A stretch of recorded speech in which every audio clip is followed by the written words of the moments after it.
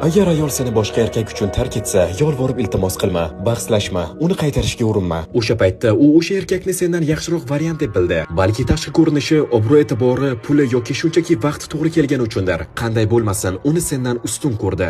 Endi ochiq haqiqat shuki, ayol seni almashtirgan bo'lsa, uni gap bilan fikrdan qaytara olmaysan. Uzun xabarlar ham, hissiyotga to'la qo'ng'iroqlar ham foyda bermaydi. Chunki ayol seni hayotda tark etishdan oldin, u allaqachon ichidan seni tashlab ketgan. Uni orqasidan yursang, romantik ko'rinmaysan. Sen shunchaki almashtiriladigan zaxira variant bo'lib ko'rinasan. Bir narsani tushun, seni hech narsa o'rnida ko'rmay ketib qolgan odamni quvib yurish kerak emas. Shunchaki jim bo'l. Qanaqadir manipulyatsiya qilish uchun emas, shunchaki ichki xotirjamlikni saqlash uchun. G'azabli xabarlar yuborma, bahonalar qilma, qasos olishga urinma. Sen shunchaki ko'zdan g'oyib bo'l. Bu seni zaifligingni ko'rsatmaydi, balki o'z qadringni nihoyat eslaganingni bildiradi. Va agar u keyinroq qaytib kelib, bizda bo'lgan narsani sog'indim desa, bitta narsani esla.